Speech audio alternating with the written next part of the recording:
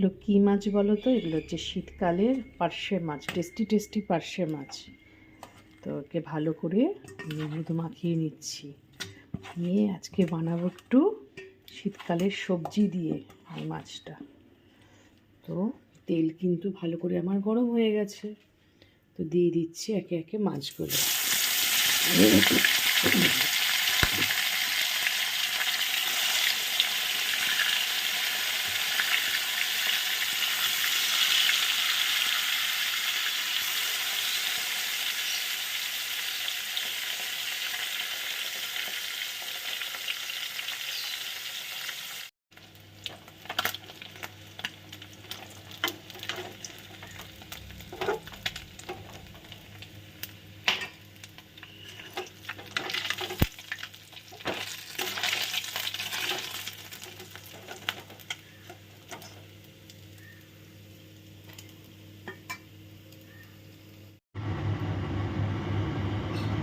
দিয়ে দিলাম হচ্ছে কালো জিরে।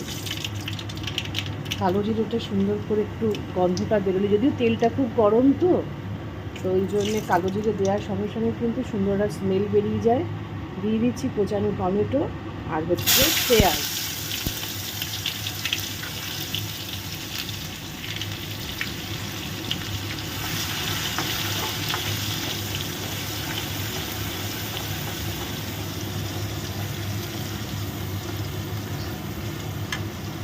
নুন দেবো,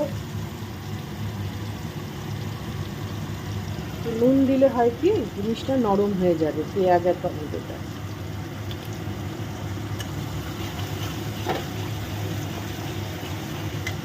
এবারে বললাম তোমাদের শীতকালে সিজনের জিনিস দেবো, কী দিচ্ছি দেখো, দিচ্ছি হচ্ছে পেঁয়াজ কলি। আজকে পেঁয়াজ কলি আলু দিয়ে পার্শে মাছ সর্ষে পোস্ত দিয়ে করবো।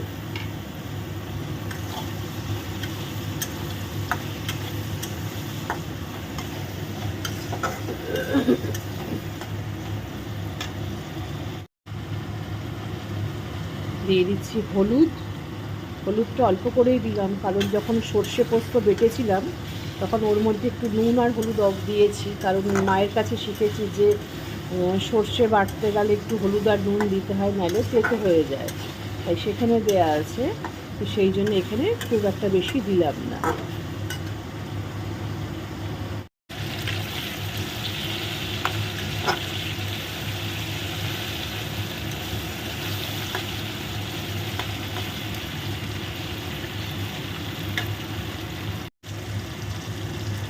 দিয়ে দেবো পরিমাণ মতো জল, কারণ হচ্ছে আলুটা জাস্ট সেদ্ধ হওয়ার জন্যে, মাছটা নরম হওয়ার জন্যে। আর ঠিক নামানোর আগে দিয়ে দেবো হচ্ছে সর্ষে আর পোস্তটা।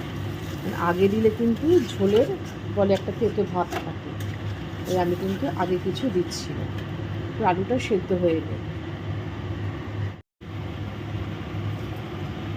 ঝোলটা যখন ফুটে উঠছে ঠিক সেই সময় দিয়ে দেবো মাছগুলো।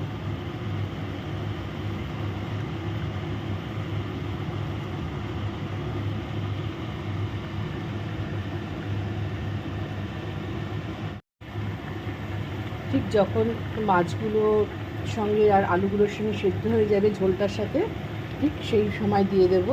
তোমরা ভাবছো অনেক সর্ষে পোস্ত দিয়েছি, না, আমি সর্ষে পোস্তটা বেটে একটু ছেঁকে নিই। এবার ছাঁকতে গেলে তো একটু জল দিয়ে সেটাকে ছাঁকতে দিয়ে ছাঁকতে হয়, তাই একদম দেখো ফ্রেশ, কোনো ছিবড়ে নেই।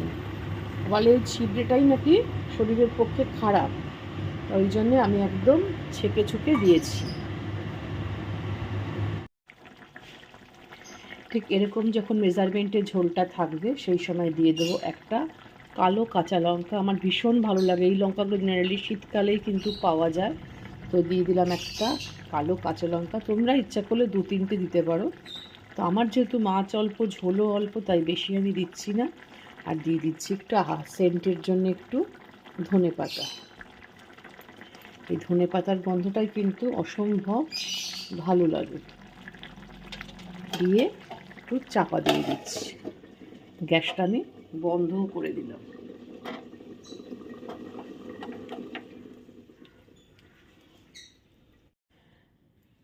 পেঁয়াজ কলি দিয়ে ধনেপাতা দিয়ে শীতকালে এরকম সুন্দর গরম গরম পার্শে মাছ কেমন লাগবে বলো? গরম ভাত দিয়ে জাস্ট জমে যাবে না বলো? একদম ঘরোয়াভাবে সুন্দর করে এইভাবে রান্না করবে, দেখবে প্রত্যেকেই বলবে ওয়াও। তো যাই হোক, তোমাদের তো দেখালাম সকালবেলা একদম সুন্দর গরম গরম মাছের ঝোল। এবার ভাত বসাবো, পরবর্তী কাজ অনেক আছে, তোমাদের থেকে বিদায় নিতে হবে। তো তাই বিদায় নেওয়ার সময় কী করতে হবে, তোমরা প্রত্যেকে ভিডিওটা ফুল ওয়াচ করো যদি মনে করো। আর ভালো লেগে থাকলে কী করবে, ভালো লেগে থাকলে একটা লাইক, শেয়ার, কমেন্ট আর পাশে থাকা বেল আইকনটা অবশ্যই অবশ্যই কিন্তু নতুন বন্ধুদের উদ্দেশ্যে বলা, প্রেস করে মিষ্টিদির হেসেলে এসে মিষ্টি দিদি কীভাবে রান্না করে যদি তোমাদের দেখতে ইচ্ছা করে অবশ্যই দেখো। আর পুরনো বন্ধুদের অসংখ্য অসংখ্য ভালোবাসা। আর তোমাদের প্রত্যেককে শীতের শুভেচ্ছা জানিয়ে সামনে হচ্ছে সংক্রান্তি, প্রত্যেকে পিঠেপুলি খাবে। যদিও আমার বাড়িতে সংক্রান্তিতে পিঠেপুলি হয় না, কারণ আমাদের বারণ আছে। আগে তুমি খেতে পারো বা পরে করে খাও, কিন্তু সংক্রান্তির দিন তুমি পিঠে করতে পারবে না। তাই সেই দিন আমি সবার বাড়ি পিঠে তৈরির গন্ধ শুকি, আর আগের দিন করে রাখি সেই পিঠেটা আমরা বসে বসে খাই। তো যাই হোক, তো পার্শে মাছ তোমাদের দেখালাম পেঁয়াজ কলি দিয়ে, কেমন লাগলো? নিশ্চয়ই আশা করি ভালো লেগেছে।